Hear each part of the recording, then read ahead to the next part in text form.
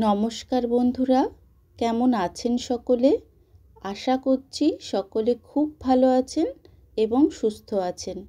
আমি এখন আছি একটি সুন্দর পৌরাণিক পবিত্র স্থানে।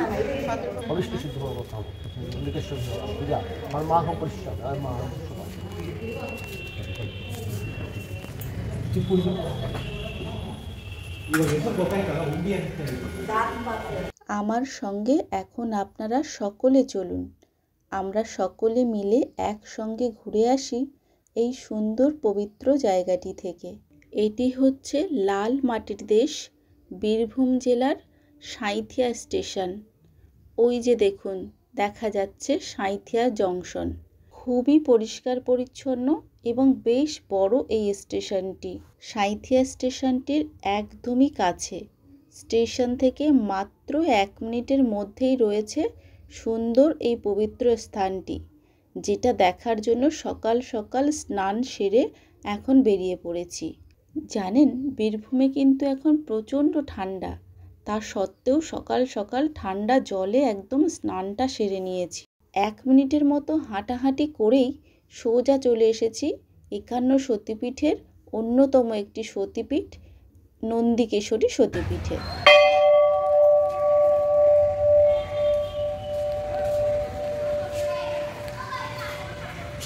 ভীষণই সুন্দর শান্ত একটি পরিবেশ, যেখানে এলে সত্যিই মনটা একেবারে শান্ত হয়ে যায়।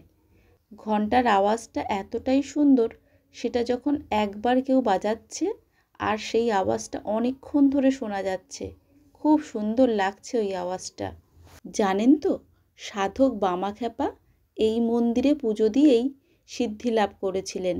বীরভূম জেলার মধ্যে যে 5টি সতীপীঠ রয়েছে, তার মধ্যে অন্যতম হচ্ছে এই নন্দিকেশ্বরী সতীপীঠটি। সাধক বামাখ্যাপা তখন তারাপীঠে সাধনা করছিলেন। সেই সময় তাকে স্বপ্নে দেখা দেন সতীপীঠের দেবী। সাধককে তিনি আদেশ দিয়েছিলেন এই সতীপীঠে এসে সাধনা করতে, তবেই সিদ্ধিলাভ করতে পারবেন বামাখ্যাপা। এমনই জাগ্রত বীরভূমের সাঁইথিয়ার এই দেবী নন্দিকেশ্বরী।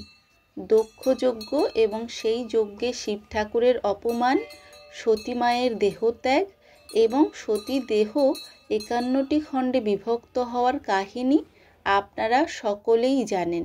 এই যে দেখুন, মন্দিরের ভিতরে রয়েছে একটি বিশাল বড় এবং বহু প্রাচীন পবিত্র বটগাছ, যেখানে মনস্কামনা পূরণের জন্যে ভক্তরা লাল ও হলুদ সুতো বাঁধেন। এই জায়গাটিতে মন্দির তৈরির ঘটনাটিও স্বপ্নাদেশের সঙ্গে জড়িত। কথিত আছে, জনৈক দাতারাম ঘোষকে দেবী স্বপ্নাদেশ দিয়ে নিজের অবস্থানের কথা জানিয়েছিলেন। তারপরেই শুরু হয় পুজো অর্চনা। নন্দিকেশ্বরী এই সতীপীঠের মধ্যে রয়েছে আরও অনেকগুলি ছোট্ট ছোট্ট মন্দির।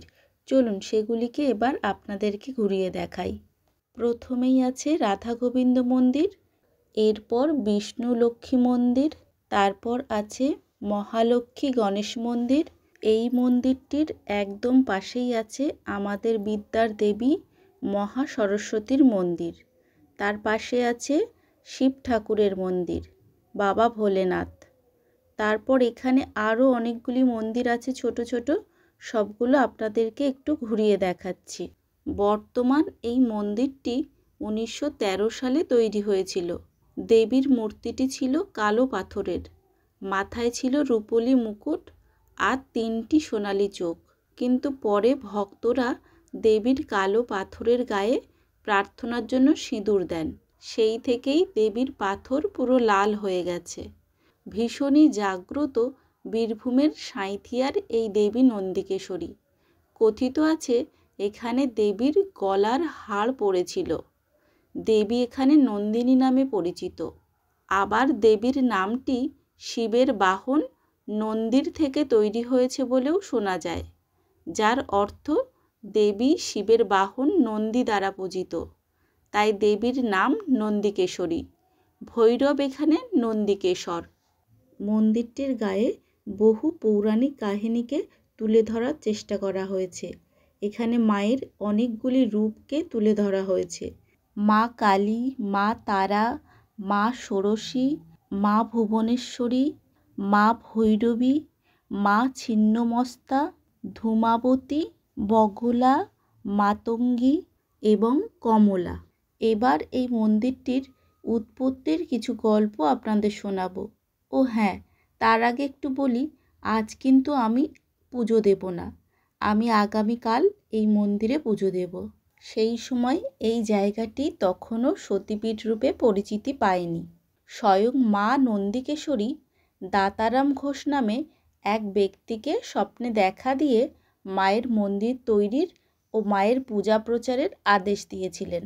এরপর থেকেই নন্দিকেশ্বরী মন্দিরটি সতীপীঠ বলে পুজো পেতে শুরু করে।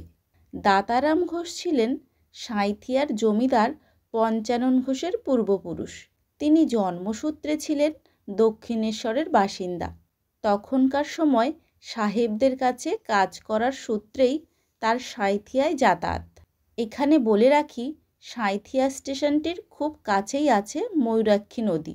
একদিন যাতায়াতের পথে ক্লান্ত হয়ে তিনি এই বটগাছের নিচে ঘুমিয়ে পড়েছিলেন। তখনই তিনি মায়ের স্বপ্নাদেশ পেয়েছিলেন এবং মা নন্দিকেশ্বরী তার মন্দিরটি তৈরি করার আদেশ দিয়েছিলেন তাকে। সেই অনুযায়ী তিনি এই মায়ের মন্দিরটি তৈরি করেছিলেন। আমি আজকে মায়ের মন্দিরে পুজো দেব, আর সেজন্য এসেই আগে পুজোর সামগ্রী সব কিনে নিয়েছি। চলুন তাহলে এখন ভিতরে যাই আর আগে পুজোটা দিয়ে নিই। গতকাল প্রবেশপথের ডান দিক থেকে গিয়েছিলাম মন্দিরের ভিতরে, তাই আজ প্রবেশপথের বাম দিক থেকে মন্দিরে প্রবেশ করছি।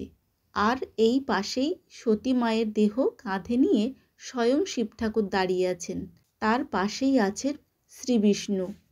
আজ একটু মন্দিরটা ফাঁকা ফাঁকাই আছে, অন্যদিন প্রচুর ভিড় হয় এই মন্দিরে। চলুন, ফাঁকা যখন পেয়েছি তাহলে আজ ভালো করে মায়ের সামনে বসে প্রার্থনা করব এবং পুজো দেব। এখানে পুজোর সামগ্রী যা এনেছিলাম সব ঠাকুরমশাইকে দিয়ে দিলাম, আর নাম গোত্র সব বলে দিলাম। তারপর এই দেখুন, দরজাটা এতটাই নিচু যে বেরোতে গিয়ে মাথায় ধাক্কা খেলাম। একটা প্রচলিত কথা আছে, মস্তকে বাঁধা কার্যসিদ্ধি, যদি না করো ইস। আজ আমি ঈশ্বরের কাছে যা প্রার্থনা করেছি হয়তো আমার সেটা পূরণ হবে, এই আশাই রইল আমার।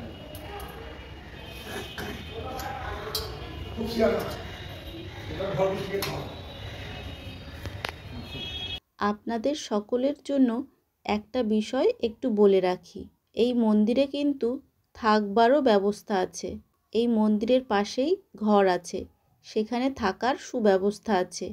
তবে আগে মেয়েদের অ্যালাউ করতেন, কিন্তু বিভিন্ন সমস্যার কারণে বর্তমানে আর মেয়েদেরকে ওখানে থাকার কোনো পারমিশন দেওয়া হয় না। ফ্যামিলির সকলে থাকলে আবার অ্যালাউ করেন। এই ভিডিওটি এখানেই শেষ করছি। মায়ের আশীর্বাদে সকলে ভালো থাকবেন, সুস্থ থাকবেন। ভিডিওটি কেমন লাগলো অবশ্যই কমেন্ট করে জানাবেন। মায়ের কণ্ঠের হাড়, কলার বোন যেটাকে বলে, কলার বন, এইটা ক্ল্যাভিকাল।